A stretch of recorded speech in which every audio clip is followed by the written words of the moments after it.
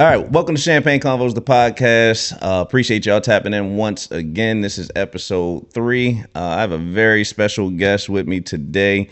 I think this is going to be a super dope conversation. I'll let him do a little bit of introduction of himself, but I'll throw some things out there. Basketball all-star, pickup wise, Buffalo native, Bills fan, the whole nine. I don't like that, but we're going to support it today. We rolling. Husband, man of God, man of faith, Charlotte transplant, the whole nine, man. We got my boy Tyler in the building, athlete extraordinaire when it comes to the brand management. I could go on, but I'll let you talk your talk, man. Welcome to the show, man. I appreciate you jumping in. Yeah, hey, man. I appreciate you having me on.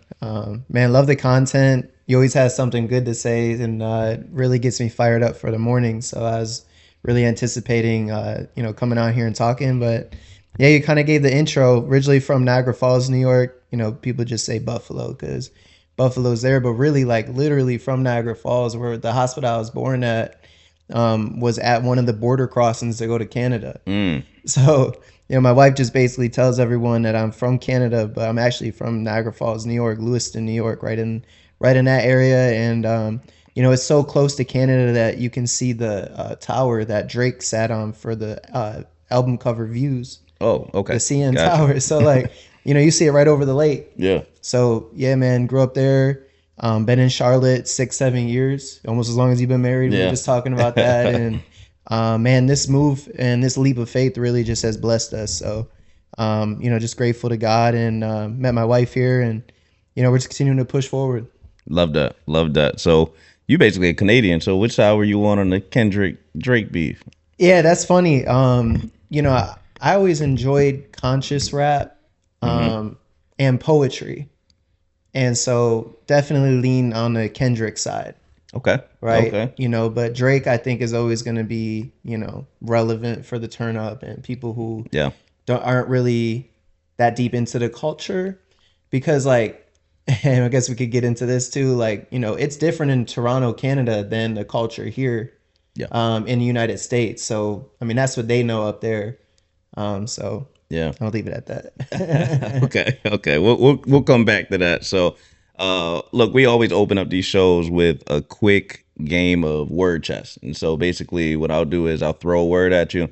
You respond with either a word back or just a very short phrase. I don't necessarily need a long soliloquy or anything like that. All right. Sound good? Yeah. All right. First word, we're going to go with legacy. Necessary. Didn't inherit one, need to build one. Identity. A lot of people don't have one. That's a fact. Faith. Need to have audacious faith. I like that. We'll have to jot that one down for later. I like that. Sacrifice. Necessary. Most people don't want to do it. Buffalo Bills. Man, you don't even know how much the Bills mean to Buffalo, bro, because there's a sense of hopelessness in that city. And it's funny, Pastor Stephen Chandler had talked about that about Baltimore a little bit. Yeah. It's like when the Ravens are on, like, the whole city is just like on 10. And since Josh Allen came to Buffalo, man, they bless it. Really, everyone is just like a little bit happier, dude. On the American side, it's so run down. So, like, back in the day and up north, the mobs really, like, ran everything. I mean, we could get into that. Yeah, the TV shows kind of show that too. They show it, and they ran it through. Like, we grew up Roman Catholic, so, like, when we were kids, we're going to church with some of these families, like, that have history, right? Yeah. And so the Italians and the local board in Niagara Falls, the city council and stuff, they wiped out downtown Niagara Falls back in the 70s, 80s, and never rebuilt it up. So when you go there, it looks like a mess, and then all of a sudden you come up to a beautiful state park, but you look on the opposite side in Canada, and, bro, there's casinos, hotels, amusement parks, all the whole nine. So, yeah, man, there's just not much to look forward to up there. And no offense to anyone that's proud of the area. Like, I'm proud that I'm from the area, but, yeah, just blessed to be down here in Charlotte, bro, for real. And I recommend it to anyone up there. I'm trying to get my folks to move down here, my younger brother. Yeah. Yeah. Those are his words, not mine. Buffalo, don't come at me. I don't want no smoke. I don't want no smoke. But I hear you though, because Baltimore is very similar. Like, I have to check myself. I was talking to my wife about like when the Ravens lost this last year. Man, I feel like I went into a depression for a couple days. I was like, bro, I got to disconnect from this because I pay to watch this. I don't get paid to play it, you know. So, uh, I hear that loud and clear. But it is something to like. Cleveland's a good example of that. Like Yeah, when they were Lake good. Erie. Mm-hmm. Well, because those are industrious cities up in the north, so their lifeblood were the mills and the steel mills Mm-hmm. and all of that. And then when all of that transitioned overseas, hundreds of thousands of people lost jobs and they moved out of that area. And so, they're like those industrious cities, they still haven't bounced back, but there's Yeah. some sort of renaissance hitting Detroit right now that I'm not too Facts. familiar with because I don't spend too much time in Detroit. But you hear people talking about Detroit starting to build up, and Mm-hmm. and I'm excited for them. I hope that comes back to the other Yeah. side of Lake Erie into Buffalo because man, they need some blessings, man. Yeah. Yeah. No, you're You right. know? Like that industrial revolution. Like a lot of the car manufacturing and things of that nature lived in those areas, and so when that left the country, I'm sure that obviously it left a bit of a vacuum over there. So Yeah, I know. Like I'm hopping around, you good? but too, like you're talking about the Ravens and having like a slight depression. That's how I always have been. But this year we always do like a dry January, so Mm-hmm. like that's right playoff time. Mm. And so, not that like we, get turned Right. up Right. and this Right. and that. Used to. Thank you for man. Thank you for deliverance.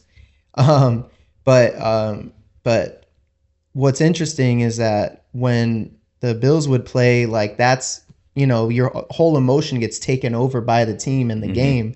But now, because of Pray 21 and Union and getting plugged into the Word, bro, I had the prayer booklet that they hand out for Pray 21, and I was literally reading prayer warfare prayers Yeah. the whole like time they were playing in the playoffs. See that whole Ravens game, bro. Mm-hmm. I read the same prayer like The probably entire 12 time. times. Yeah, I'm just sitting there like swaying back and forth Mm-hmm. because it just I don't know what it is, bro. We're not on the field. It's the Like, it's the athlete in us as well, but I also I'm trying to wrap my head around the fact that most of the players on the Ravens aren't from Baltimore, right? And so there's a pride that I have for it that I'm sure they play with pride. I'm not saying that it's just different, right? yeah. And like it's rooted in a different place, you know. So I guess talk to me about like your as you described deliverance, like your process from being out in the world doing your thing, and then who we see today as Tyler. Yeah. Yeah, that's such an interesting story. And I was listening to I think it was Elevation a couple weeks ago, Old Church Basement. It's on that album with Gyra. Mm-hmm. And I never thought that I actually grew up in a church, but I grew up in a Roman Catholic church because I had no other choice. My grandparents basically raised me. My parents were young when they had me. So like, my dad and my mom, they raised me, but I spent most of my time at either grandparents. Mm-hmm. And so my grandma on my dad's side, Grandma Millie, shout out Grandma Millie, RIP. Rest in peace. Man, it's been almost 10 years coming up on it. But she was a secretary at the Roman Catholic Church. So like I was in the basement, I was in the classes, don't remember anything from it. Yeah. But when I hit about 7 years old, I started hitting the road racing, driving race cars, go-karts at the time. And so I had like corporate sponsors and stuff. So on the weekends, we weren't even in North Tonawanda. That's like my city, which is next to Niagara Falls. And so when I went to, when I was in university at Niagara University, not many people know it, but it's literally right there. I mean, you can see Canada from the university when you're walking to class. That's wild. Yeah, like negative 10 degrees, whole nine there. But when I had went to college, I started seeing these like Young Life or youth groups, and I'm talking about Jesus and the Yeah. Bible, and we like always were like, we don't really, I'm not really into that stuff or whatnot. And my senior year of university at Niagara, I had decided to go and do a study abroad. So we didn't have a lot of money. Like I said earlier, I didn't inherit a legacy. Yeah. We made it through, made it by. But when I went to Vietnam, I went to Vietnam as an exchange student, as a study abroad student, and I saw how dedicated they were to their faith Mm. in Buddhism. And so I just kind of observed. I visited a few temples, and I was like, yo, it's time for me to get back right with God. And so when I returned, I got plugged into a local church that had just planted. The first thing I remember there was Beautiful Name It Is, and they had coffee. Mm. I always got coffee at church. Yeah. Get everybody, woken up. Yeah. Chad Reiselman, Lumber City Church, North Tonawanda, New York. If you ever see this, Chad, shout out. Went in there, even brought my grandmother, who was a secretary at the Roman Catholic. She was like, with it. And that was pretty cool.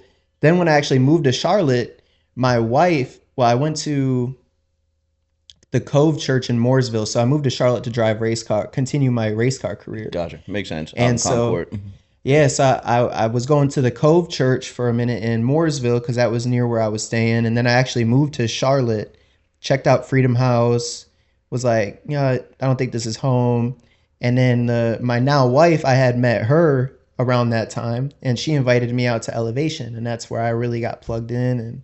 And when they released Million Little Miracles, bro, that's when it that clicked for me. I'm like, just started losing my not my mind, but all emotions just spilled out all at once. So I was like, yo, how am I here? Yeah. How did I get to this point? Yeah. Because so much stuff has happened. How did I actually make it here? Because I don't look like what I've been through. I think a lot of us had that same testimony, Yeah.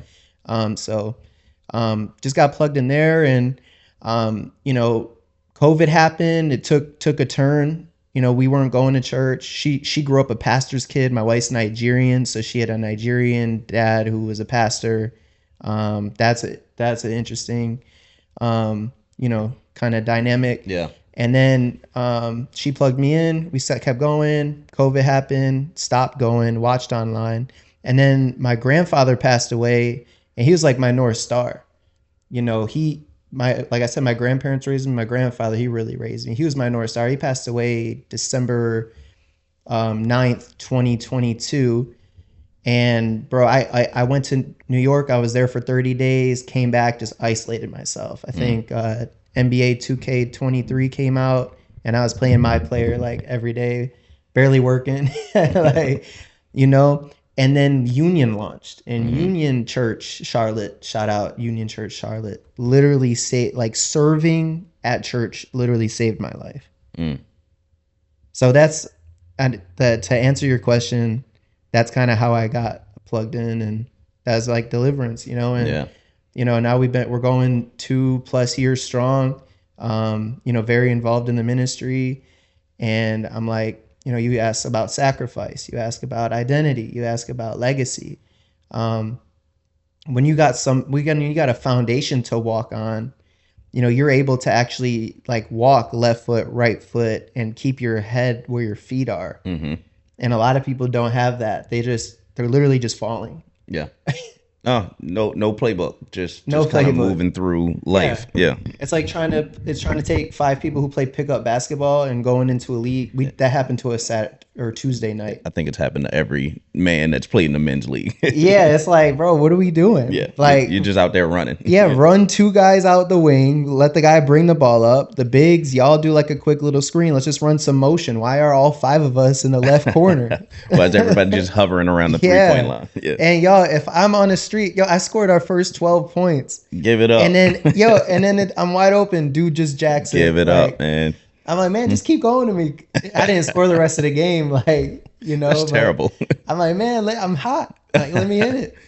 So, and thank you for sharing, man. That's helpful context. I think what I observe from a lot of people in general is when they make the thrust into Christ or whatever life change they're trying to make, it typically is sparked by some sort of rock bottom moment. Yeah. So I guess speak to what that was for you. Man, rock bottom for me. Well, I think COVID, man, the only thing to do was drink. Literally, you're not wrong. I was getting torn up, drinking, smoking, just not me. And when my grandfather had passed, I just isolated myself from the world. And I'm a very extroverted person. Like I get refueled by being around people, Yeah. you know. And not being around people really was detrimental. And the only time I was around people is when we would go out, Mm. you know. And so finding a community somewhere that where there was a constant in my life, I knew that Sunday was a constant, Mm-hmm. you know. And um, when I was in that like isolation, you know, I just didn't feel worthy enough to even like be here. You know what I'm saying? Because Mm. when you have the relationship that I had with my grandfather, he basically was like, you know, dad. Dude coached basketball for 30 something years. He played ball at University of Buffalo. He's actually my step grandfather, Mm. but he treated me as his grandson, but treated me as his son as a redo for all the things that he missed with his family while he was making the sacrifices to Mm. establish a legacy for his family. So it was really just interesting that Yeah. dynamic that we had. So like, dude, I didn't know what to do. We won a men's league championship like 2 nights before. I called them. We were pumped. We were talking. And then 2 days later, I get a call and they're like, hey, like Grandpa's in the hospital. He asked for his pacemaker to be turned off. And then like he couldn't talk like anything. So I'm just like, Yeah. what's Man. like what's I'm going sorry on? to hear that. You know? That's rough. That's rough. He Yeah. was ready to go. I mean, he told me, he's like, yo, the world that y'all are in, I'm glad I lived when I lived. Good luck. You know? I mean, he's like honest like about it. You know, That's he gangster. started, yeah, he's like, yo, I'm ready. Like, Yeah. hey, turn this thing off. Like, Get I'm me out of out. here. Yeah. Man. Sounds like he lived a full life though. Yeah, this dude was cool. Jim Walker, H. James Walker, got him tatted on. But he's someone that was respected by everybody. Mm. Like I remember this one time, Lewiston Porter High School, where he had coached and actually went to high school and everything. He was he was a gym teacher, then he was an assistant principal, then he was the athletic director. And yo, in 2002, I remember it clear as day. I was the ball boy. Like I was like the little manager, the young kid at the end of the bench since I was like 3 years old. Huge fight breaks out. Lewiston Porter was playing Niagara Falls High School. Huge fight. He grabs the mic. He says, "Everybody sit down." The whole gym sat down. Mm. Like full fight. Everybody just stopped, sat down. Yeah. That was the moment you were like, oh, he's a little different. Yeah. Yeah. Yeah. You know? If Like you can he, stop fight with your voice, yeah, that's a little different. you For know? sure. And so, but he also had crazy influence over the people that played for him. And that was also something that I realized as I got older. So the Wake Forest football coach who just stepped down, Dave Clawson, played for my grandfather back in 85, Mm. you know? And he came and did the eulogy and all that at the wedding or at the funeral. Mm-hmm. And he just had so much respect from those individuals. So that was like my North Star, who I looked at, and I think who gave me the green light to be audacious, to just be myself and demand that respect, but also be myself in rooms. Yeah. You know. Yeah. So So he kind of emulated just being him all at all times, and you saw the benefit of being yourself in big spaces and small spaces and how people responded to it. So that's what you kind of try to emulate. yeah, because like not everybody's gonna agree with what you do or what you say or how you do it. If you're just gonna please people, you might as well like cut the lights off, Yeah. because your purpose is your purpose, Fact. and you have a ton of blessings with your name written on them. And if you're not audacious enough to be yourself, you're not going to go get those blessings because you're not going to be walking in purpose, because your purpose is you being yourself through God's will. You know what I'm saying? Yeah, it's all connected. And all so connected. it's all like interconnected. So I do my best to always just be myself and be present, and a lot of times it gets me in trouble, but you got to ask for forgiveness, not permission. Yeah. And a lot of people ask for permission, like the people on the, man, going on 77, it's like, you got your blinker on, just go over. I gave you room. Why do I got to wave you over? Like, take it, please. People are please. afraid to take the lane. That's a fact. And that translates into their life and how they do everything, how they raise their kids, how they operate at work. I'm brand new at this new spot, public company, 10,000 something employees. I'm being me, crushing it, getting shout outs, whatever. You know, again, God blessed me with that job.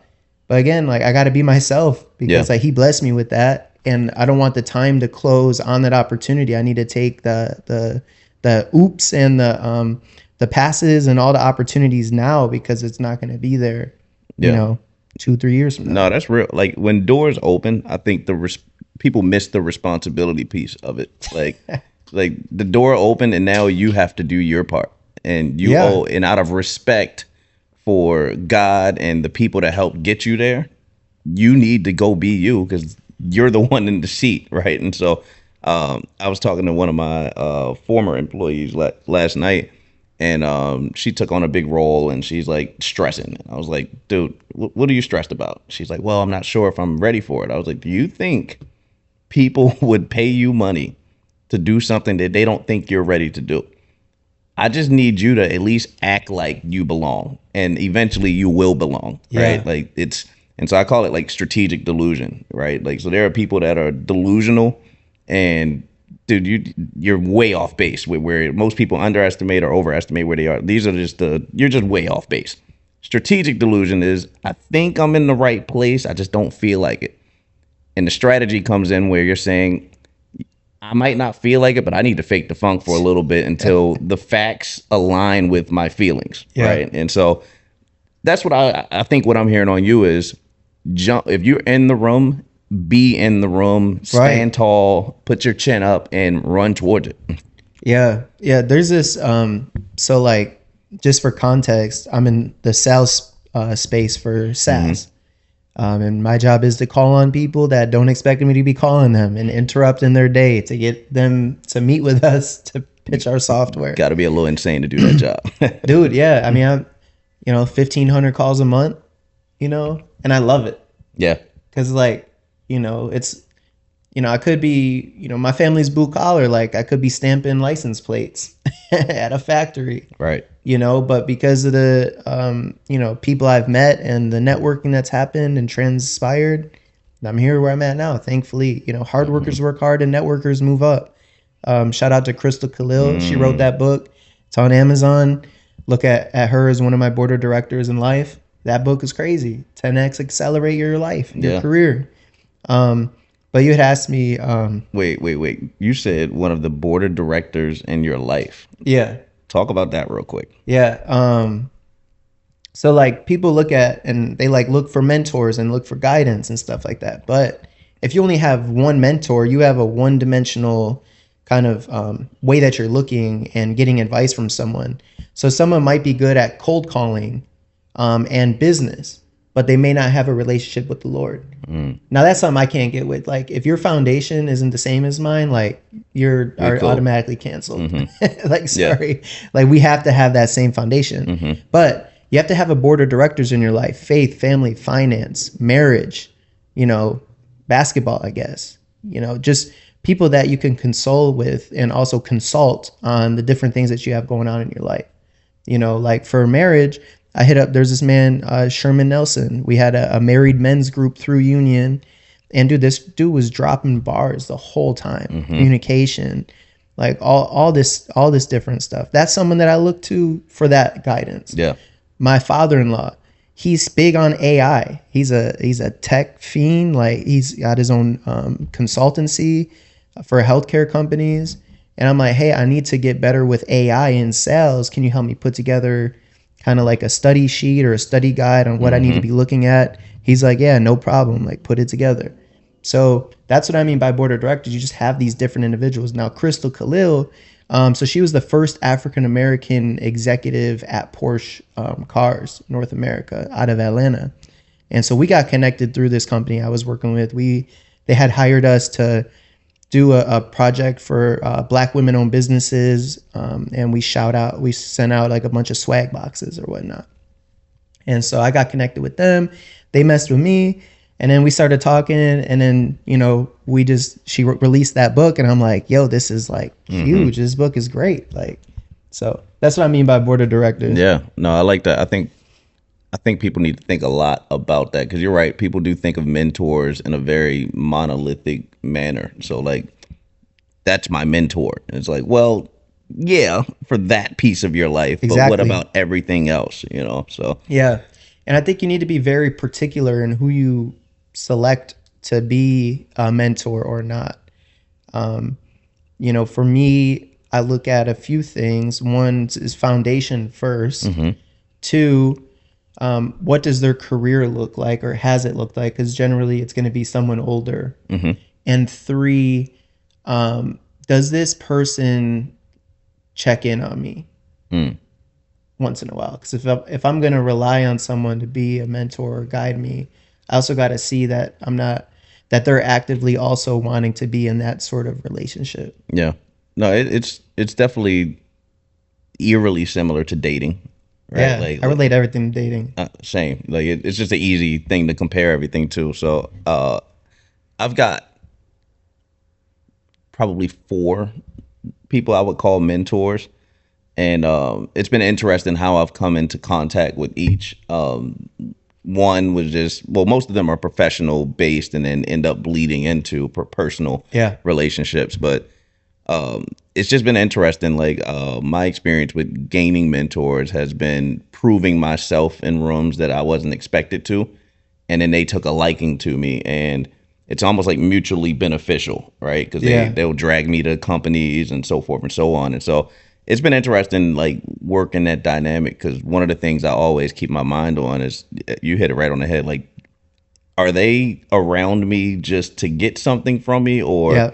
is this symbiotic, right? Yeah. And luckily it is symbiotic, which is beautiful, but it also works because it is mutually beneficial, So, Yeah.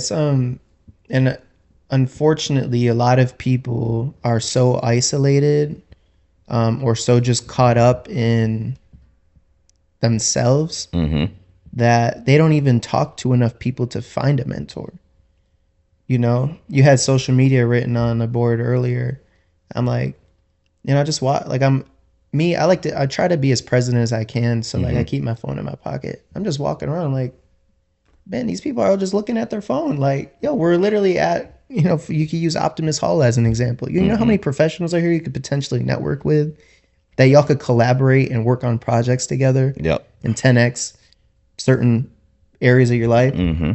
It's Yeah. like, y'all talk to somebody, Yeah. and People not just don't. not just your people that you met online. No, go talk, right? Like, Physically. speak. Yeah. Like, I don't think people realize that, if you just walk up to people, most people are open to, hey, Yeah, I'm Durant. What's your name? Most people are not going to think you're strange, right? Like, it's yeah, actually a breath of fresh air. One of the tricks I steal from my dad is, like, when we go out to eat, I go out of my way to call our waiter or waitress by name. So, yeah. like, whatever, I'm like, hey, Pam. You've been in North Carolina too long. My wife hates it. She's like, why you keep doing that? And I'm like, Pam. because now we have established some level of rapport, Right. right? Like, so the service changes, and I've noticed the difference, So, Yeah. Yeah. Even like in interviews, or when you're speaking to people, just continually to repeat that person's name in the midst of a conversation or an interaction makes you see them, that they exist. You know, just a hack for those that are not entirely comfortable approaching people. I have something I call the 3 W's. And after you've introduced yourself, hey, I'm Tyler, hmm what do you do? What do you like to do? Where are you from? And on any of those, you could start to thread your conversation. So if I ask you, where are you from? You say Baltimore. I'm gonna say, oh, dude, yeah, the Bills just played the Ravens, man. I'm sorry, and that's like that could start a whole conversation. yep, easy But if branch. if you say Baltimore, and notice I'm saying it the correct way, um, if I if you say Baltimore and I don't know anything about the city, then I could go to, oh, you're in tech sales, yeah, me too, Mm, and then we can start talking about that. But y'all just need to find a similarity or something that you can continue a conversation on or know enough about in those 3 W's, and it's called conversation threading. I like that. No, that's a gem. That's a gem. Now we'll clip that one up. That's beautiful. Yeah. Uh, Also, like, what was I just gonna share? You could go on. so when have you seen it go bad? Like, I can share an example on my end, like where you approach somebody in person, because I'm very big on, like, you drop me in a room, I'll go shake hands with anybody, and we can Yeah. we can figure it out. But what's a scenario where that went bad, or it may be bad strong? Maybe it was just awkward. Yeah, too many times to count. I mean, if you look at it, Steph Curry, he hit what 4,000 3 pointers, Hmm. right? And but of those 4,000 that he's made, he's taken 10,000, so he's actually missed about 6,000 something, which is around like 48% of the shots actually went in, but he actually missed 52%. Hmm. A lot of those interactions are similar to that, but I keep shooting the shot. Me, I before like meeting Joelle and dating and getting married and that, you know, growing up, it was just normal to go like always talk to women. Like Hmm. us men, we always just talked about women and like what that looked like from high school and Right. before high Right. school through college. Like that's all we talked about, Back when right? it was about getting numbers. Yeah, Yeah. getting numbers. So that's what that's what I do. And like, and I think we're gonna touch on this later, but I know a lot about different cultures. So that opened me up to, entire populations of different people to be able to speak to them. Yeah. So instead of trying to get numbers and stuff these days, I always just ask people, hey, you got a church home? And I invite them to church. Hmm. So, and sometimes it doesn't, Yeah. it kind of gets awkward. They're like, oh, well, I go to, the Church Center of God on Mount Zion Academy Christian something. I'm like, after they tell me the like say the third thing, I'm like, who came up with that name? It's a long name. I'm like, oh yeah, bless you. Yeah. I'm glad you have a happy church to hear. home. Happy to hear it, man. Be safe. Be safe. I'll see you at some point. Never.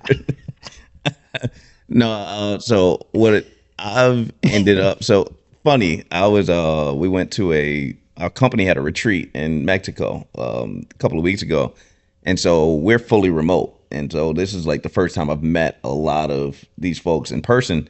And so people that I recognize, and this is also a sidebar. Have you ever run into you meet somebody on Zoom and you assume their height, and then they come up, you're like, oh shoot, this is a totally different Hey, you're person. 5'3". Well, I ran into the opposite actually. This guy that I talk to basically every other day, dude. He walks up, he's like 6'9". I was like, wait, you're him? Like, no. Yo, that's It threw me crazy. way off, like way off. But anyway, so with us being fully remote, people were really, really excited to be Yeah, in person, and like it was great. But I have a team of like 50, and so I don't remember everybody's name, yeah. and so I got cornered multiple times with, "Oh man, like tell me about your life." I'm like, whoa, that's a big opening line. Like, where do I go from here? We just met in person, and your question is, tell me about your life. And I'm like, well, here's what you already know. What questions do you have? And it got really, really awkward because they didn't really have any questions either. And so I was like, how about this? Uh, Let's just go grab a drink and then we'll just go back to the rest of the party. Is that all right? He's like, yeah. Sorry, man. This got a little weird. So, like, moments like was that, it I a can. white guy? Because you just made a white guy voice.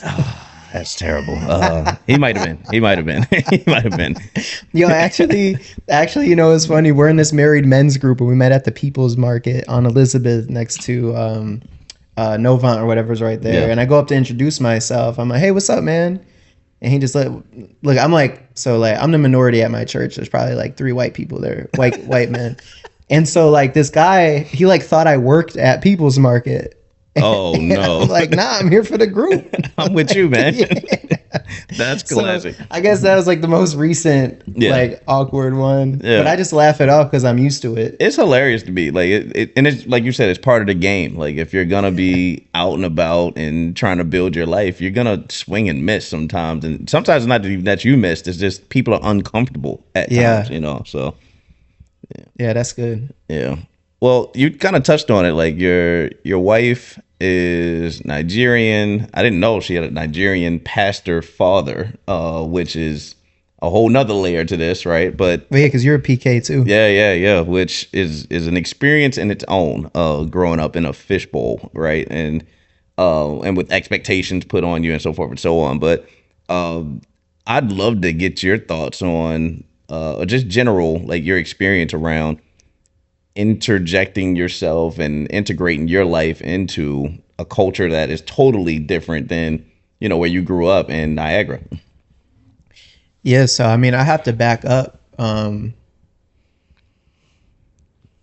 Man, freshman year of college. So I had I got my first. So I drove race cars. Obviously, that was like my thing. I thought I was going to NASCAR till I was about 16, 17. Mm-hmm. Um, and when I was 16, I started washing dishes at a local restaurant. This local restaurant also owned the restaurant at the golf course, which was in my city.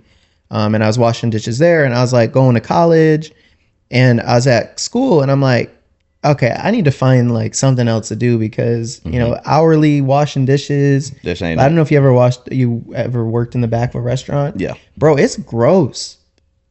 You know what I'm It's saying? not the most pleasant place to work. No. Yeah, and it's like, the people who work there generally, like the cooks and stuff like that, they're 40 something years old, still living in the same small hometown that they were, on drugs, doing whatever. Obviously we're praying that they're not. Sure, sure. But reality, Yeah. they are. And those are bad influences for young men, and you got to make your way out of there. So, um, you know, when I was in college, I met this guy at an apartment, at a party or whatever, and he said he worked at the Holiday Inn at Niagara Falls, and I was like, "Oh, that sounds pretty cool." And he said that they were hiring, so I applied, and my aunt happened to be the assistant to the dean for the hospitality school at my university, and basically she got me hired. Like, and I was 18. They normally hired people 21 and up, so one, it got open that door.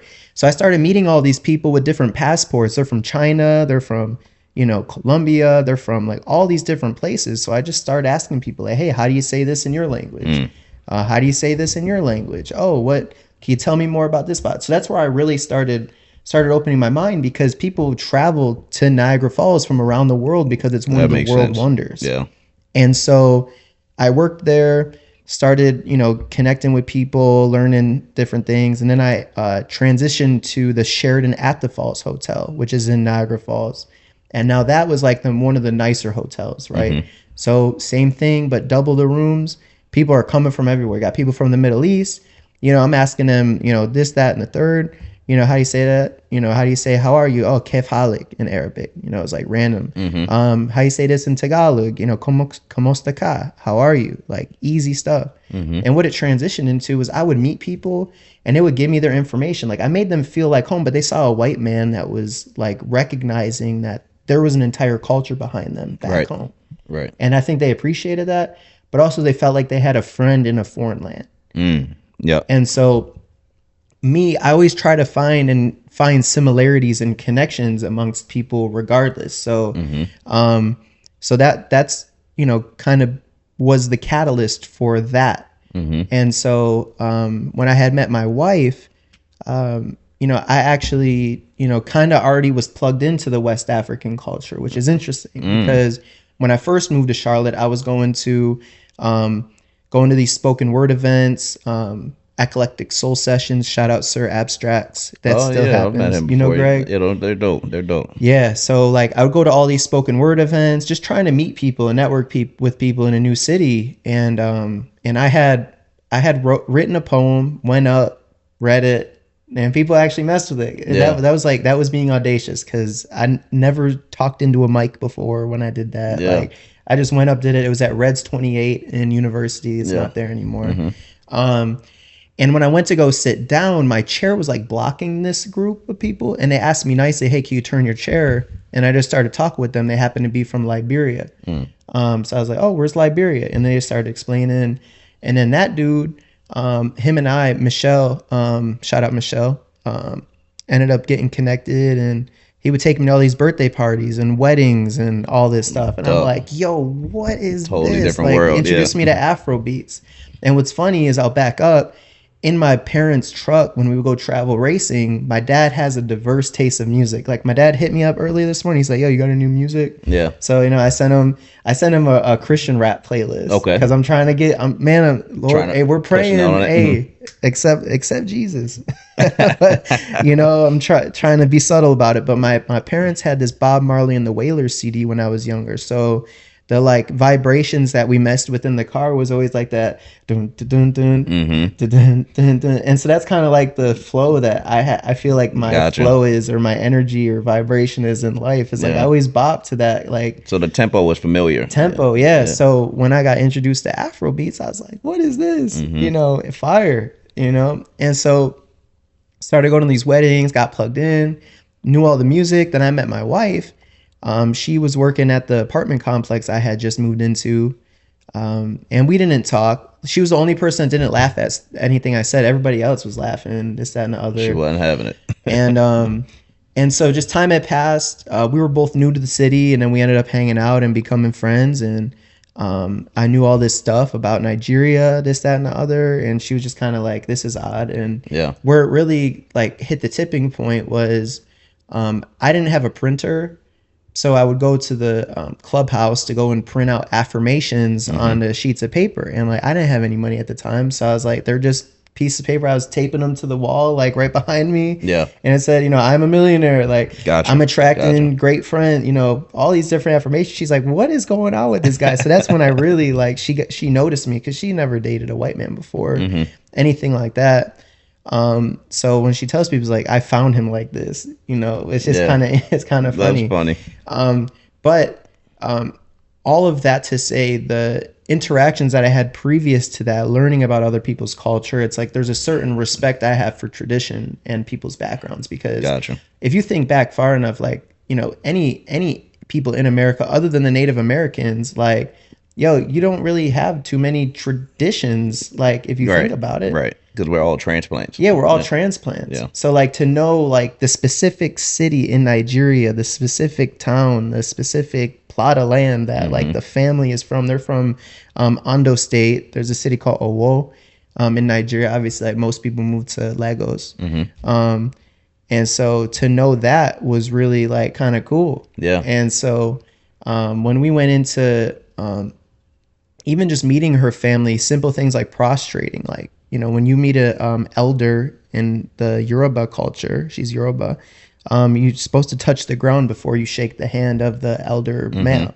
They're like, oh, you knew that right off the gate. yeah, they're like, who is this guy? Like, all right, I'm starting to like him already. Like, and her dad warmed up to me, Mr. Matt said he warmed up to me first. I thought the mom would warm up to me first, but he's like, oh yeah, I like this guy. Really? Okay. Yeah. So what was your mindset first time, like you guys are riding together and you're like, all right, you're going to meet the parents. Where was your mind at that moment? Bro, I was so nervous. One, because I'm like, wait, I'm like meeting this woman's parents.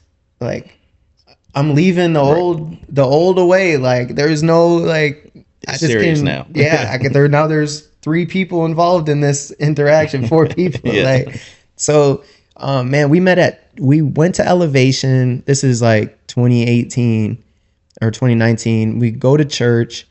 We meet them at Chili's, and the first question they asked me, Tyler, what's your relationship like with Jesus Christ? Out the gate, man. Out the gate. And I'm just like, I'm working on it. and that's real. That's real. And that's real. And he respected that. Yeah. And I was just so nervous, right? The second time I met them, Bills are playing the Cowboys on Thanksgiving. And so they introduced me to the house. They moved from London, England to Dallas when she was young.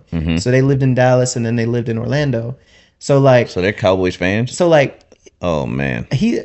I love you, Dad. I call him Dad. Okay. Yeah. So if he ever sees this, I love you, Dad. Fire. So like, he's a big Liverpool fan. He's a soccer fan. Okay. Football, England, all that.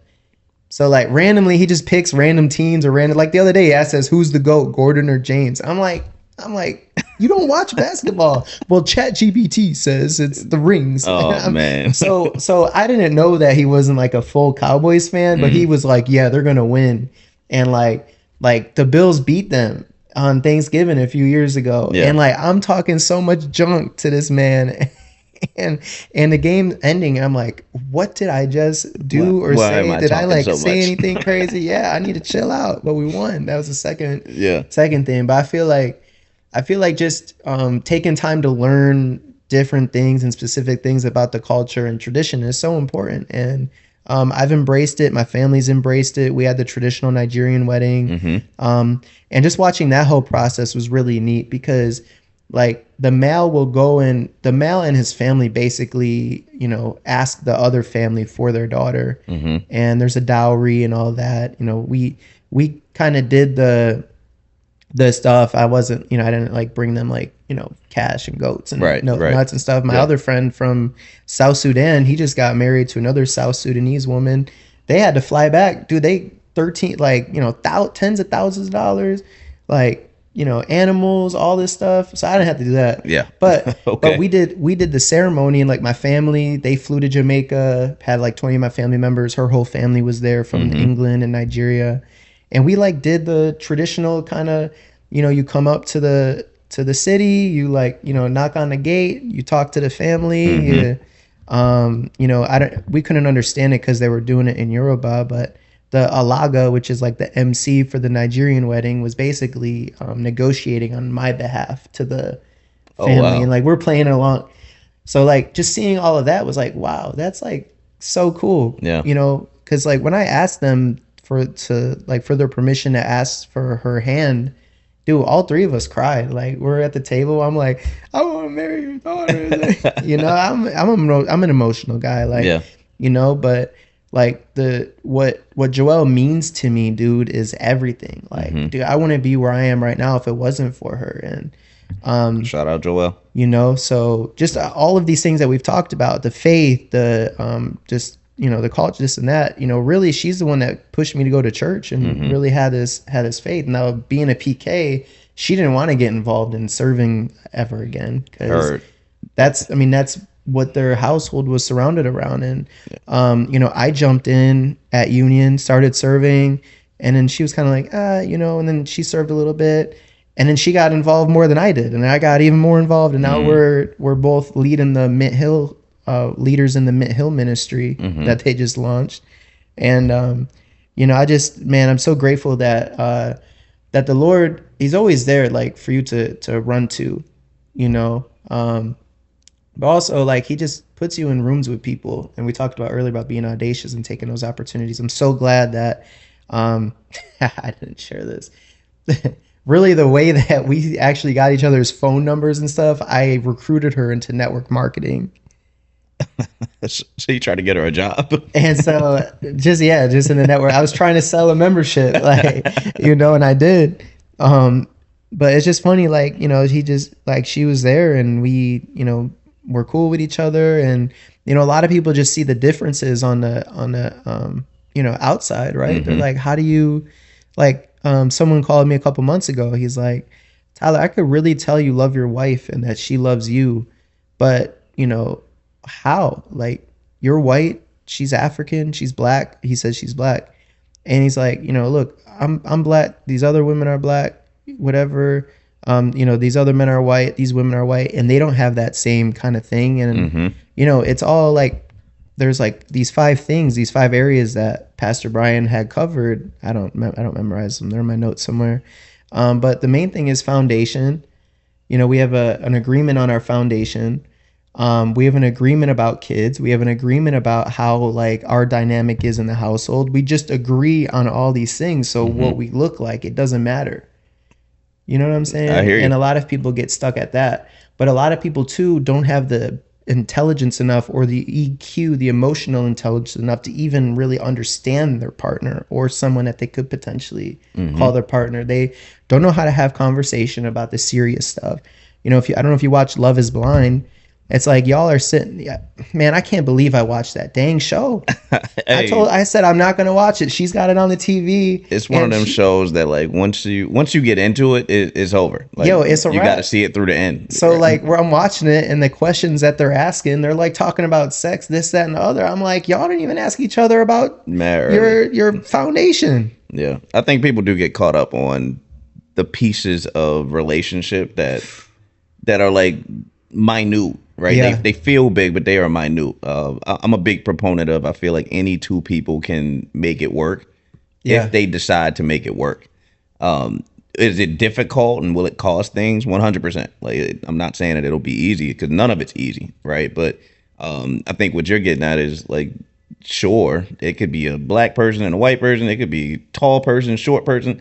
Everybody's going to have their differences. We've agreed foundationally that this is the way we're going to operate. And so that's why it works. Yeah, precisely. And just shout out to her, man, because she holds it down. Like, Yeah. we we pushed each other like during COVID. So how I even got into corporate America is even just a Mm-hmm. kind of Yeah. crazy thing. So Well, before we go there, what was dating like early on, right? So yeah, you said she never dated a white person before. Like, what was that like? You know, like you approached her, did she approach you, like, and what were the conversations you guys had along the way? yeah. So we stayed at the same apartment complex, just kind of like we'll go to the pool and we see each other there. And then Mm-hmm. this one friend she had, he was like, "Yo, don't you can't tell that Tyler is like he's Mm. feeling you, like." She's like, "Oh, wait, is that what that is?" Like, yeah, you know. Oblivious. I looked a lot different then too. Like I didn't have a beard. I had a full head of hair. Like I was young tied. Like my wardrobe, like I literally had racing t-shirts and basketball shorts. That's all I Oh, had. So she like, she sauced you up. yeah, what do they call it? The black woman effect. Yeah. Like that's what y'all see Love these that. days. But it was interesting because like people stare at us like all the time, and they Mm. they still do. And I used to be like, "Yo, what are y'all looking at?" Now I'm just like, "Hey, how you doing?" But like people just look at you, or they would assume like, "Oh, she's with," because I have a very diverse friend group. Then they would Mm-hmm. assume she's with someone else, or I'm with whatever person. Gotcha. I'm like, yeah, no, it's us. I think the challenging thing and something that really stuck out to me is when I took her to her first NASCAR race in Martinsville, Virginia, Mm-hmm. and they had all the Confederate flags flying around and stuff. And Mm. that haven't even at that time in 2018, 19, that hadn't even run like through my head or like that was like whatever. But when we got back, she's like, "Yo, that was so uncomfortable." I'm like, "Wait, what happened?" Yeah. And it was just like that environment because most of those people, one, are just super uneducated, like Mm-hmm. super uneducated. Not everybody, and you could say Sure. that for all different demographics, but the majority of the racing fan base, they're from small, excluded towns that have no interaction with any, like even just black people, Yeah. period. It's not multicultural. Asians, like Yeah. not multicultural at Yeah. all. Asians, Latinos, like Mm-hmm. nothing. So it's like they're not educated. One, two, like they get all their, they get fed whatever they see on the TV, politically, whatever, and that's Mm. how they come to their thing. They don't like it's like there's no critical thinking. Yeah. So they So have a limited perspective to go off of. yeah, so they're like, oh, Dukes of Hazzard, General Lee, Got you. Confederate flag. It's like, do you Yeah. even know what that meant? And plus, y'all lost that war. Like, y'all are still flying that flag. Like, No, that's real. So that's interesting. So basically, she was having an uncomfortable experience, and like you were groomed in it, and so like you spent a lot of time in those types of spaces. So it's like yeah, normal to you. And then was this like a eureka moment? yeah, and that's when I really just looked at it and was like, how can I change that? Mm.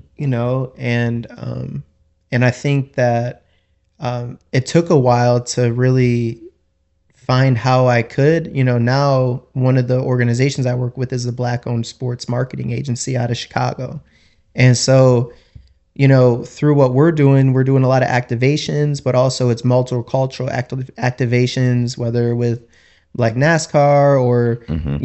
in different spaces, F1, whichever. One of my clients and really good friend of mine is LeVar Scott. He's one of 3 black drivers in NASCAR.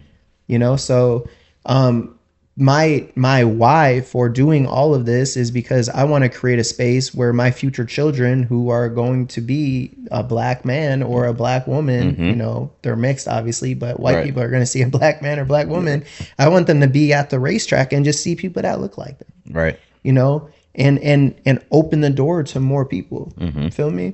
So when I found that out, that was something that was lingering in the back of my head, and I never knew how I would do it. But I actually got connected to the sports agency through someone at Union that I had met because I was audacious. I asked, "Hey, does anyone have experience in corporate partnerships?" And then one person texts the other texts the other. They're like, "Hey, know this guy? Let's connect." And I was like, "Yeah, let's work together." Love that. Love that. Yeah, I do love that about Union. I feel like I rub shoulders with power players pretty regularly in that space. which is dope. Like to go to church and potentially it impacts the rest of your life as well. So like, Yeah. yeah. Yeah, even like this job that I have, man, like the last company loved it. I was an account executive at the time Mm-hmm. selling ethics and compliance software. You know, was there probably 3 years or whatnot. At the end of last September, they're like, hey, you've been here a while, like, we kind of stagnated. Mm-hmm. Either like you can take a severance and leave, or like, however you want to do that. So we ended up parting ways. We broke up, Yeah. the dating analogy earlier. Mm-hmm. And I took a little time. I'm like, oh, this is nice, not having to go to work. Took my severance, was chilling. And then, it was coming down to crunch time. Like, bro, I was on my last dollar, Yeah. and around the end of January, and I was like, I really need to get hired. I applied so many places, got turned down, because you really need to know people at these spots. No, it's definitely Um, relationships.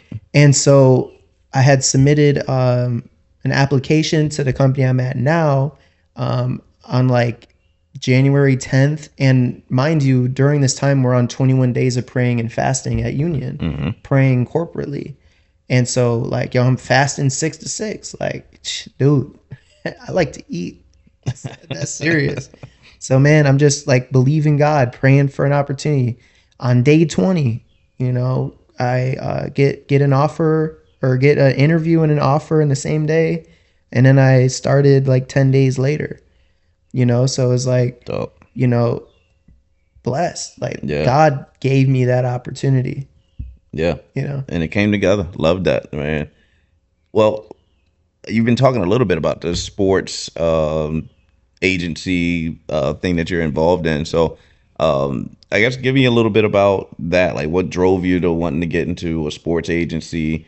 It sounds like it's interwoven with, wanting to inject multiculturalism into NASCAR and things of that nature. But like, just in general, what's that about? What is it? Why do you like it? So forth and so on. Yeah. Shout out Branby Sports, Jason Campbell out of Chicago. The way that he explains it, a good brand builds legacy. Legacy inspires community. Community shapes culture, and culture drives value. Mm. Dope. And Dope. so when I had got connected with him, even before that, I was connected with LeVar Scott. We ran into each other at Kava. Seems like I run into everybody at Yeah, that's your Kava. spot. um, and we just had connected, and I was doing it on my own. I started my own company, the 81 Collaborative.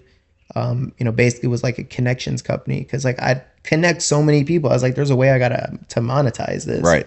Right. I'm a connector. Like, just so many random connections that I've made with people that Yeah. they've benefited from. I'm like, yeah, I should be benefiting out of this, Mm-hmm. but I've just been doing it out of the love of the Yeah. Lord. Like, Are you going back to get your money now? nah. I said I'm not gonna circle the block. Yeah. So I had connected with LeVar. I was like, yo, we got to work on figuring out how to find sponsors and stuff like that, because in order to race in NASCAR, you really need to produce around like $1 million to $6 million a year and hand that over to the teams for the equipment, for the funding, or whichever. And in the past, people were just like FedEx, for example, with Denny Hamlin, or I guess Jeff. What's the most recognizable driver, would you say, that just pops to your head when you think of Jeff NASCAR? Gordon. Jeff Gordon. So he had DuPont was his sponsor. So DuPont would sponsor all 36 races of the year, right? Back in the day. Now the cost is so high that one sponsor can't just cover the whole year. Gotcha. And also the teams can't sustain how much it costs to just be able to give drivers an opportunity in their car. Gotcha. Okay. And so now people have to pay to play. And so, like in LeVar's instance, in order to move up the ranks, we have to find opportunities and sponsorships that are going to be able to push him and give him opportunities to pay to play in the next races Got it. or in the next classes. So I started networking. I put that out in the Slack channel at our church. This woman, shout out Amber Hudson, she was like, hey, I got this guy. We connected, we talked. He's like, yo, I did stuff with NASCAR already. I'm like, all right, bet. And then, we just kind of started collaborating and, went from there. Like, we just did a whole engagement for Crocs down at the Daytona 500. They collaborated with Crocs, Dope. the like The slip on shoe shoes. thingy, Yeah. and yeah, we just amplified the brand the whole weekend. We had influencers come in town, like post on socials, hit like over 2.5 million impressions or something over the weekend. Dope. And like, that was dope, like Yeah. solid. So we do stuff with athletes, do stuff with brands. A lot of it just boils down really though in the multicultural space of amplifying, these different spaces and amplifying brands because like, even if you think about it from an NBA perspective, and I'm trying to just think of someone who might have been in, like Brandon Roy, for example. Like, dude, he was nasty. He was tough. Brandon I used Roy to play was- with him on 2K all the time. Yeah, the Trailblazers. Him and Aldridge. Yep. Yeah, yeah, Aldrich. So, so like with him, he got his NBA check, but what opportunities were there outside of the NBA? And he probably had some brand deals, but Yeah. with like Reebok or something. But normally people just had shoe deals back then, right? But now it's so important to establish a brand, a personal brand, because that's going to lead you to other avenues of income and potential equity in these other organizations. And it lives beyond the game. Lives beyond the game. Look Yeah. at Shaq. Shaq owns. I don't even know what Shaq owns nowadays. But He I know doesn't know. was- I watched the interview with him the other day, and they like, do you know all your investments? He was like, no. Yeah, I mean, but a lot of times, and Jaylen Brown was talking about this last week or 2 weeks ago. He had a whole interview about sports agencies, and like we don't do any contract stuff. We just help amplify the brand from a marketing perspective. But if you need like okay. people to review a contract, like we can do that. But but people are taking advantage of these folks, especially like in NIL. These kids are getting taken advantage of, Yes. by the organizations that they're playing for. And it's like, no, like Marvin Harrison, they still can't produce jerseys in the NFL for Marvin Harrison, I think, because he Because of the signed deal he something signed. with Fanatics or something when he was Man. in high school. That's crazy. Man. Yeah, that's rough. That's rough. So it's like, it's just, just to take it back a little bit though, but also like it's called Brand B. That's our organization's name. We're on IG, all that stuff. But we want people to be themselves and be their brands, be audacious, like I was saying earlier, and be themselves. So if you're a Christian, if you're big on faith, this and that, there's a lot of opportunities to get plugged in to, Faith-based different brands, causes. yeah. Faith-based brands, faith-based causes, etc. If you're into, let's say, fashion, like getting connected with a suit store or, someone who does suits, who does clothing, who's going to send you, sunglasses, hats, whichever. There's so many different areas, health and wellness brands. Like if you're an athlete, if you do like social content, working out, like, you might be able to get some sort of deal with, protein drink or, Right. you don't even got to drink the protein. You just need the little mixer with the name on there. And it's like, yo, drink Hey, this. drink this. 'Cause, Nice little commercial. Because like Michael Jordan's team in NASCAR, the Tyler Reddick, he's sponsored by Monster. He's not drinking Monster Energy 24/7 hours, 24/7 a day. He probably never drinks it. Probably never drinks. He just has the water bottle with the logo on it. Yeah. So branding's interesting. That's not my background. I mean, I studied marketing in school, but really my strong suit is business development. So it's been a big learning curve for me hopping into this marketing space. Yeah. Particularly I like connecting with folks that I understand. It's so crazy. Like I don't hunt. I don't do hunting. Like I don't know a lot about hunting and that. So like if we have like a white athlete that likes hunting, like I gotta call my family to like, Figure hey, that out. Yeah. what brands do you use? Oh, Remington. Okay, Yeah. cool. I've never been hunting in my life. Now But that you like, say that. but like, if you think about it, like if we have an African client, I'm like, think about cultural stuff that I learned, through my conversations with my wife or whatever. Right. Like how could we do something back in Nigeria? Yeah. I'm like, Yeah. because like that's deeper. Plus, also hits home. Yeah. For a lot of folks, and it's very niche. It's not too there's not too often opportunities that you get to do stuff like that. Yeah. What have you observed about like your mindset as you're kind of going into this new venture, right? Like, and I'm thinking about the people out there that are kind of at a intersectional period. where they've been doing the same thing for a while, been talking about doing something different, but haven't taken the leap, right? So, what's your mindset? What was your mindset to make the leap, and then secondarily, where's your mindset now as you're, to your point, the learning curve at the moment? Yeah, that's a great question. I think my mindset when everything initially happened was um number one, we're not trained to recognize opportunity from a young age, Mm, right? I think that was Guy Kawasaki, Rich Dad Poor Dad. Um, two, um, if I don't take action now, when like what am I waiting for? mm, Like I know that sounds so simple, but it's like, yo, what are you rushing home to do? Go and binge watch Game of Thrones? Like, are you going home to binge watch something or just to go scroll on TikTok or go scroll on IG? Like, be outside. This season that I am in right now really is a breakout season for us. And PB preached that a couple weeks ago. He's like, there's really three seasons: your hidden season, your breakout season, and your breaking season. mm-hmm. And I feel like I'm in a breakout season. My wife and I, we spend like almost all our time out of the house, and I'm a homebody. But dude, being out of the house, like doing errands and stuff, it's so nice because it's like I'm actually living and doing Right, things out there. right. So right now, what I would tell anyone that's listening to this or watching this on YouTube, just start, just move. Like you don't have to accomplish everything in a day, and you're not going to be the MJ in that space or the LeBron, depending on who you think is the GOAT. In that space, like that day, there's a learning period. There's a pruning that needs to happen, and that's your breaking season. God is going to prune, like break you, in order to build you back up to be strong enough to withhold and withstand, and also, use the provisions provided for the vision to get there, right? And so for me right now is learning, figuring out what the keywords are for chief marketing officers and people in the branding space of like what's going to click, Mm-hmm. because I'm cold calling and cold emailing, same thing like at my day job, Right, you know. right. Yeah. Um, So before you get too far into the tactics, like I think you hit something big on the head, like the pruning period, right? So, um, was there a moment where fear set in when you were jumping into this branding move? Yeah. Yeah. Cause like, when I don't know how, like, what experience the folks have that are listening to this or watching this.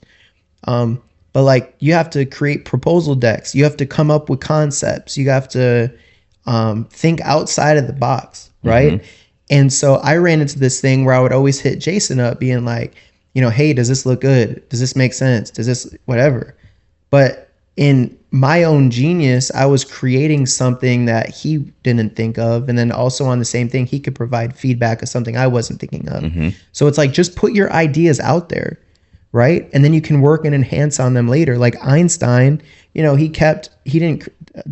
created electricity. Like, or I don't know who created No, electricity. that was Ben Franklin. Yeah, Frank, like, all right, yeah, whatever. But like Einstein invented the light bulb, right? Yeah, Or whoever. Well, whoever. Yeah. We'll roll with it. Yeah. So, but like people have invented things, and then other people come along that are thinking of it a different way and see a different use case. So it's like something that you may have an idea for, maybe the catapult for someone else also to add value to that creation you had created, and then now it can grow into something bigger. It doesn't have to be, you don't have to Reinvent the wheel. reinvent the wheel. Yeah. Yeah. So like there might even be something created already that you just have an idea for a use of it, and it's like, oh, okay, Right. like dude, I started using foam rollers like a year ago, like to like roll out my muscles. I'm like, someone one day was just like, yo, look at that piece of foam over there. Why don't I just sit on it probably and rub worked. my glute on it? Yeah, and that came together. No, you're right. Like I think and shoot, I just gave one of my friends from high school a hard time about this earlier this week. I think a lot of people get stuck being paralyzed by perfection. Right. And it's like, well, if I jump over there and it's not working the way I want it to work right away, I'm gonna be embarrassed. Like, what if it doesn't work out? And it's like, what if it does? What if it does? What if it does? And what's the difference between trying and finding out and never trying and never finding out. Like Yeah. the latter scares the heck out of me, you know? So I think that's the piece that I think your story really speaks to is like, Yeah. just jump. Have And audacity. yeah, like, and be not fearless, because I don't want you to be stupid, but check your fear at the door Yeah. and deal with what comes with, you know, stepping into a new world. You're not going to be good out the gate. Like you said, you won't be LeBron, you won't be MJ right out the gate. You might be whoever's sitting at the end of the bench, Giannis's little brother. Like you might be him, and that's okay. 'Cause Yeah. at least you're in Still the getting game. paid. You're in the game, you know. Yeah, I think repeat what you just said. You said something, you dropped a bar in there. Uh, Probably the people are paralyzed by the pursuit of perfection. Yeah, like we're imperfect people. You know? Um you're not gonna look like you know what you're doing. Like, you know, this is I haven't been on a podcast before. You know, I'm just sitting here, whatever. Like, you know, it could run through your mind like, oh my goodness, am I gonna say this, that, or the other, right? But if you just do it, you do it, you know, and really the beauty's in the eye of the beholder. So it's like either one, someone's gonna think, oh, that dude sounded stupid, or they're gonna be like, oh wow, like Yeah. hey, he's really, and they're gonna be mocking me. Oh wow, that's really smart. Well, I mean, either way, it's a level up, right? Yeah. Because you're learning along the way, and who knows, you might catch magic. Like, Yeah. but you got to shoot the ball. Like that's the thing I try to push on people is stop. Like I feel like everybody has friends in different categories. The same way you talk about like board of directors in your life. I feel like you also have peers in your life that serve different purposes as well. I'm not the friend in people's lives that you come talk to about what you think you want to do. Right. I'm not that guy. Like, I'm happy to brainstorm with you, but like, if you bring it to me 2-3 times and you ain't acting on nothing, I'm probably not gonna pick up the phone the fourth time. Like, I'm not that friend. I'm your action friend. Hey, I'm ready. Can you help me get this done? Yeah. Right. And that's probably why I'm so passionate about this particular topic when people are at these intersections and they're like, oh man, and they're like teeter-tottering with jumping in the water. I'm like, bro, I got a towel for you if you get in the water and it's wet and you And don't it's like wet. it. Like, And you don't dude, like it. But just jump, because I'm if tired you're of talking about it. You asked me earlier about the word legacy and word chess. It's like, you know, my grandfather on my dad's side, he was an orphan. He moved to Niagara. He only had 2 fingers on his left hand, birth defect. Dude started his own business. You know what I'm saying? And like, yo, they weren't rich. He didn't have like all the things, and whichever.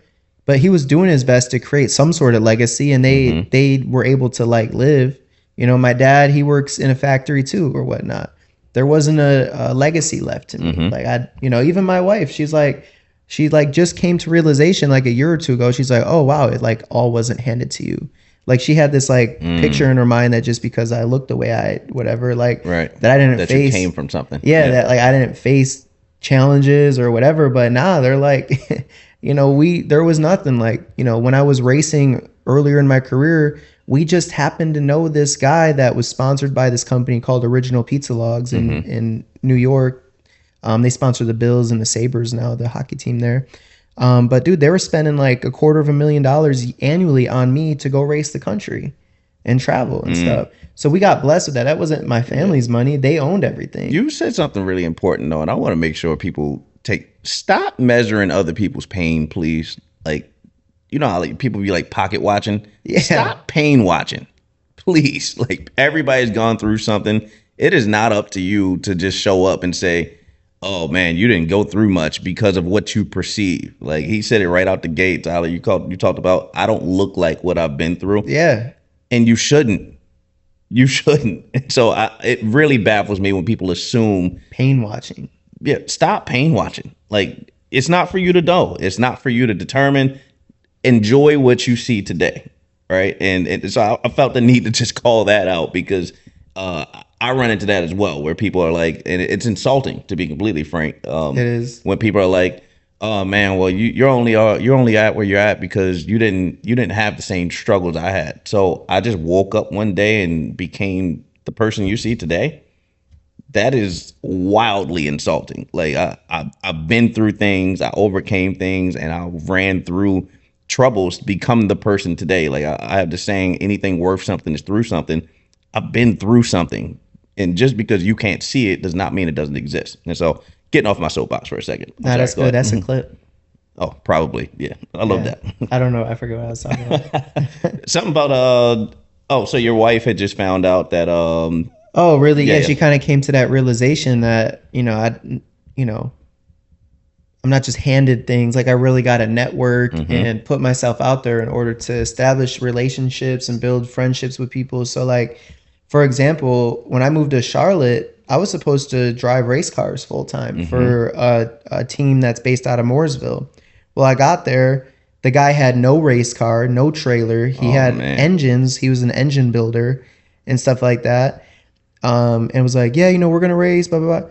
Dude, I like, cause I wanted to race so bad, and that's the only reason I was down here, dude. I like got dragged along for like 2 years. Finally, I raced like 6 times in 2020. But then I just told him, I'm like, yo, I'm done. Like, you've been Yeah. dragging me along this thing. I'm done with it. So when I realized that NASCAR and racing no longer was going to be like what I was going to Pursue. pursue as a Mm-hmm. profession, I had to figure out where to go make money. And, I had a marketing degree. I had no connections in the city. So I'm like going to the hotels in Uptown, trying to submit applications, like go online. I'm like, y'all, Mm-hmm.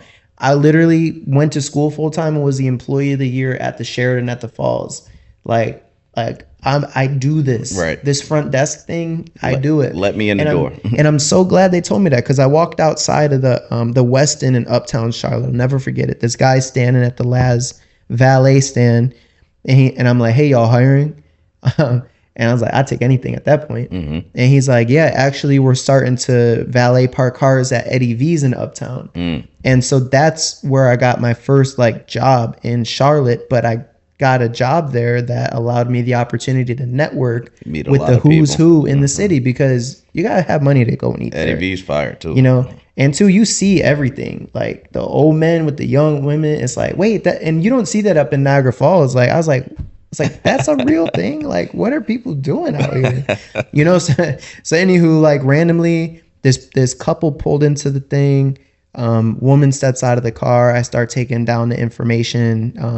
And there's a motorcycle that just drives down, literally driving on the sidewalk, a moped in front of Eddie V's. And I'm like, yo, that's so crazy. We would drive like that in Vietnam when I lived there on the sidewalk, because the roads were so like clustered with cars. She's like, you went to Vietnam? We teach procurement and supply management in Vietnam. Mm. And I'm like, what? So like her boyfriend, who owned the company I ended up working for, walked inside, but I connected with them. He came out and he started asking me questions. He's like, I like the way that you think and like connect things. Come to my office. And let's see, let's just talk. So he offered me like a kind of like a, not an apprenticeship, I guess you could say. And I started working for this black owned firm in Uptown for a little bit. Then COVID happened. And we had to pivot because like all our clients stopped. Mm. February 2020 or whatever, I think Yep. it was. Yep. And so at that point, we just stopped, and I had no other way. Like I had no like benefits or anything. It was a small firm. Like, I was like losing it. And so Joelle and I, we didn't do everything in the right order, really. We lived with each other at the time before we Yeah. were married. Same. Yeah, she worked full like all through COVID. Like, she worked in an apartment complex at the time. So they still worked. I was upstairs. And one day she's like, yo, get off your butt. Like, what are you doing? You're Tyler Walker. Like she reminded me who I was. And so I'm like, yeah, Yeah. yeah, You're right. You're right. you I'm know, him. I'm him. but then I got up. I'm like, where do I go from here? Right. I'm up, but now what? Yeah. So my last racing sponsor was a hard cider company based out of Syracuse, New York, called Okay. 1911 Established Hard Cider. And they produce alcohol there. So they were able to leverage the alcohol that they were producing as hand sanitizer based on the World Health Organization's formula during COVID. So we're a black owned firm. McKinsey and Company was one of our major clients. They're a huge firm. We sold probably like 55 gallon drums worth of hand sanitizer to McKinsey and Company. And so I connected the black owned procurement supply management firm I was working for with the apple orchard and the company that was sponsoring my race car. Dope. And Oh. so that was like the first major business collaboration I ever Mm-hmm. like connected. And so I made mad cash in COVID from that, Cooking. right? Yeah. And but it was because my wife told me to get off my butt and stop feeling sorry for myself. Mm-hmm. You know what I'm saying? Yeah. Sometimes you need. So I call that like a rattling of the cage. Like every yeah, now and then you need it. Like yeah, a smack, a elbow. Like some people somebody. need to get hit harder though, because bro, you like they get hit a couple times and they're like, Yeah, just taking whoa, it, just what? taking it. You know, what Yeah, happened? Why'd you hit me? It's like, well, that's why'd you do that life. for? That's life, man. Like Yeah, you're supposed to get punched in the face every now and then. yeah. Like, But that whole deal happened, and then a few weeks later, we started selling nitrile gloves and like PPE equipment and that. hmm, So I turned from a supply chain analyst to a business development leader at this company, yeah, and they shut down. Like, I was just like, good dude. Went and took a job with Floor and Decor in procurement, hmm, and I had to get a different job, so I was applying. Then I ended up at Plaza at Midwood Smokehouse bussing tables. That was hustling. an ego Yeah, check. And then I got a call from a recruiter for this SaaS company, and they were hiring for a sales development representative. The CEO was like, "Hey, I want to meet." Took the interview in the barber chair and got the job on the phone, that's funny. and that's how I got into the SaaS world. But it all started with hustling at Eddie V's in the valet line that Right. led to this. And I spent a season doing one thing, and then it led to another thing, Yeah. which gave me the experience in business development to then do the sports marketing thing because I'm developing business there, and then Hmm. also into the role that I am now, where I'm back in business Yeah. development. So when you crazy story that you're telling as well, like that's a lot that you got going on, which is dope. But what is the? I'd love to if you could go back to your mindset when you go from the black owned firm, made a bunch of cash during COVID, it closed, and now you're about to accept this role bussing tables. Like you talk about that being an ego hit. I think one of the biggest areas that most people in our generation struggle with is because of social media.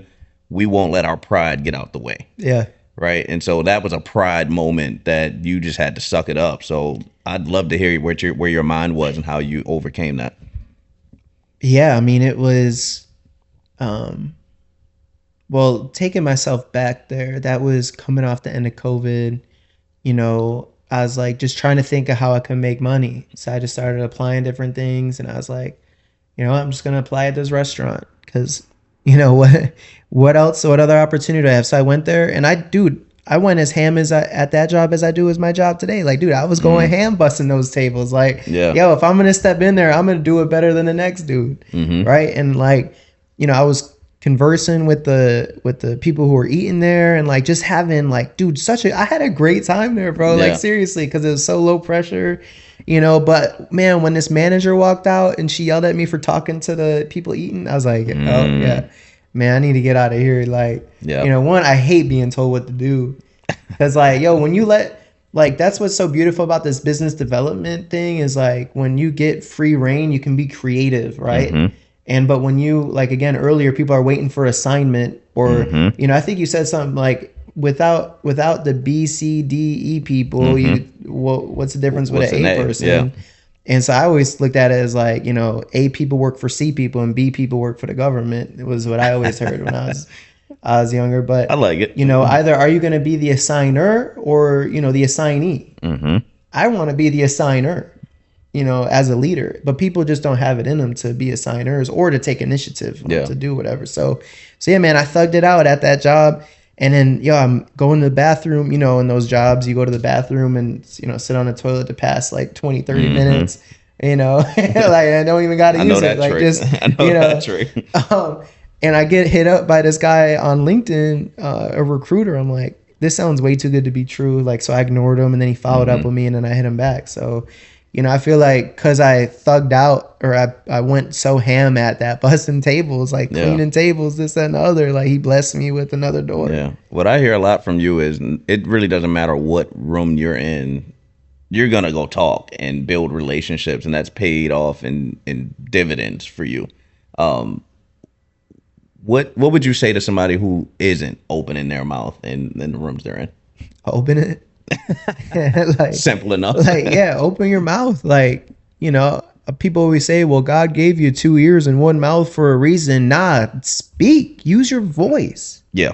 But just don't say anything though. Like, a lot of y'all are talking and just like, you're not, what are you talking about? Yeah. Like, what are you saying? Should be thoughtful. Like, be thoughtful. Yeah. But also, like, dude, you're way smarter than you give yourself credit for. Like, stop dumbing yourself down. Mm-hmm. There's no reason to be. And if you feel like you need to dumb yourself down, you need to be in different rooms around different people, because, like, I don't want to be in a room where I make the most, because I'm trying to get where these other folks are at. Facts. And not that, like, look, money's right up there with oxygen. You know what I'm saying? As Zig Ziglar says. Yep. But also, like, it's not the most important thing in life. Like, you know what I'm saying? But in being vocal and in connecting with people and just talking with them, it's opened up all these doors for me. Yep. Because, like, Tyler from North Tonawanda, coming out of high school, working, bussing tables, my dad didn't have connections. Right. My grandfather probably could have got me plugged into the school system. I didn't want to be a teacher. Mm-hmm. So, like, when I joined the Niagara University Marketing Association in university, that's when I met the guy that owned the hard cider company. So it all just and keeps he ended connecting. up, and in the past he was a racer. He drag raced, so he had interest. And come to find out, I never knew this until, like, probably a couple years ago.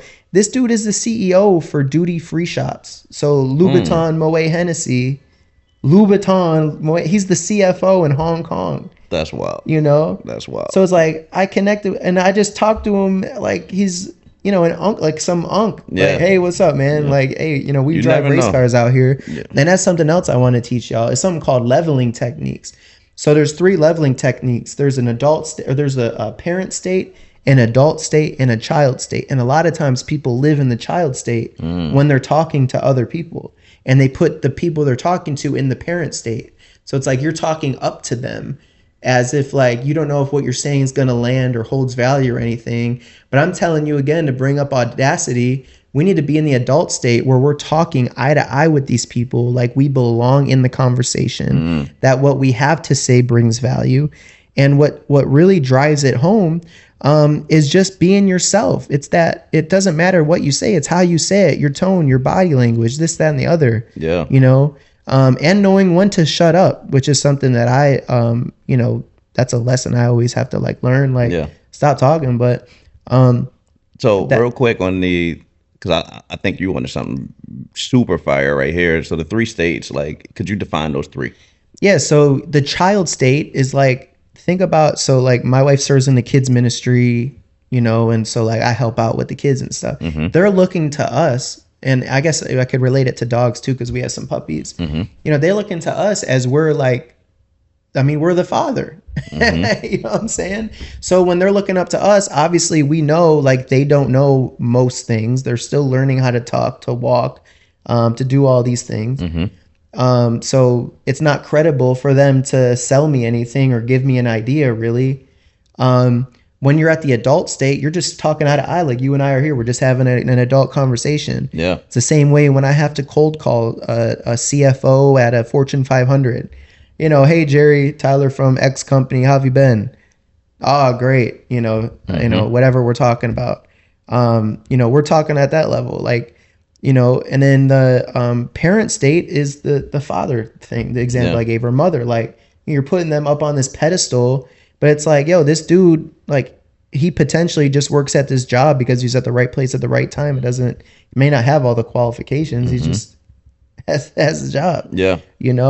But also, if you're afraid to talk to people, or like those who are, like, of higher influence, or hold job opportunities or what, start looking at them as, like, your aunts, your uncles, your cousins, like a brother or something like that, and start talking to them that way. I shared this story last week. I called this lady. She's from Fort Lauderdale. She's a CFO somewhere. I answered the phone. Sounds like she smokes like 2 packs a day. So I, like, started picturing her as, like, an auntie that I have, in my mind. Start talking to her, and I'm like, she's like, yeah, I'm going on vacation. I'm like, oh, what's vacation like for y'all in Florida? Like, what do you guys go to Canada? Like, I'm like, all right, well. So anywho, I just started talking to her like she's my auntie. Yeah.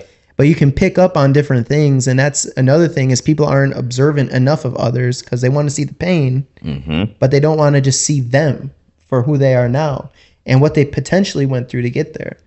And so if you're observant enough, you can pick up on small things, like at work. Lady walks by, says hi. I hear like a French accent. I'm like, oh, are you like Haitian or whatever? She's like, nah, I speak French. I was like, oh, are you Congolese? She's like, yeah. And then so I was like, oh, dope. She's like, how do you? I was like, well, my wife's from Nigeria. That I went the whole thing. Right. I could pick up on that stuff. So like, but I was able to pick it up. One, I don't look like the type of person that would pick up on that. Right. So that already is like but two, then I met someone else from the Congo. I introduced them, and now they're hanging out this weekend. Super dope. It's like so. So, but if you pick up on two, like start paying attention to things and stop worrying and focusing so much on yourself.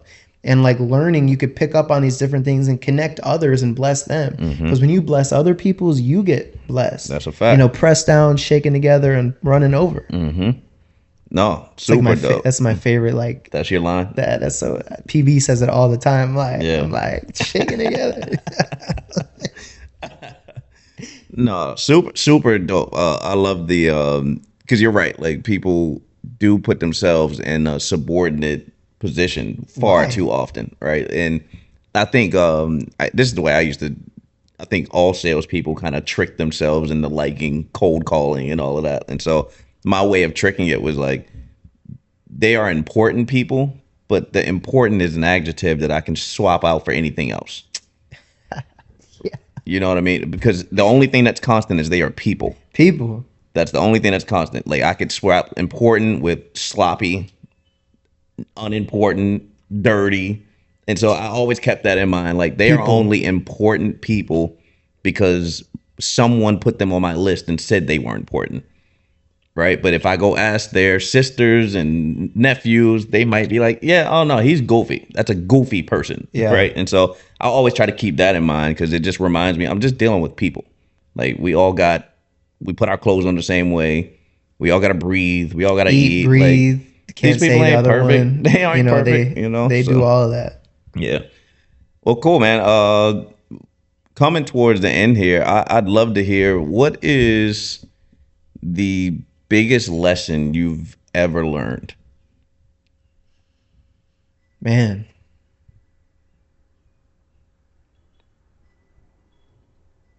Biggest lesson that I've ever. That's a great question. That what's interesting is like my parents, they just kind of let me go out into the world and learn from failure. There wasn't no like, you can go here, you could go there. So like, dude, I've had a lot of life lessons. Like, I guess one that I learned is that, and Proverbs talks about this a lot. Well, a big lesson is get, whatever, your beliefs is, like get in the word, like, have a relationship with God, but find community to do life with people. Because like doing life with people, you realize folks go through other challenging things. They go through the same things that you potentially are, just looks a little bit different. And what's interesting, and like they should do a case study on this, like, me being one of the only white men, amongst the union community, we all don't look the same, but we've all been through a lot of the similar things. That's how we met, through a basketball group, and I tore my Achilles. That was crazy. But I would say the biggest lesson is like, and we've been talking about it the whole time, is just always be yourself, always be open-minded. I think too, like I used to deal with anger a lot. Like I just be, breathe. Like it's not that serious. Nothing, like just not to get too deep, but like if you think about matter like takes us space, but we're made of like all these cells and these atoms, right? So like, what really does matter? I don't know if that's deep or that sounded like it didn't make sense. I'm following. Yeah. But like, it's like, what actually does matter? So one, just always putting a foot, like it doesn't, like they say, put your best foot forward. Like just continue to press down, continue to surround yourself with individuals that are, making a bigger impact than the other ones. Like you said, I had to compartmentalize friends. Mm-hmm. You know, I serve at the church probably 10 hours every Sunday. Mm-hmm. We just launched this ministry. The Lord's blessing me, like blessing us like crazy. My wife, she's a powerhouse. My wife's at Merrill Lynch. She's a financial advisor. So like, us too, we're in the corporate sector space, like making it happen. She's Yeah. got speaking engagements, and even her moving through some of like the property management companies she was with into this role. Like I met someone at the valet that worked at one of the uptown properties that got Yeah. her got an opportunity in uptown. But like just continue to put yourself out there because you don't know who you're around. You don't know who you may run into. But continue to place yourself in rooms with people of higher influence. And that's the way that you can learn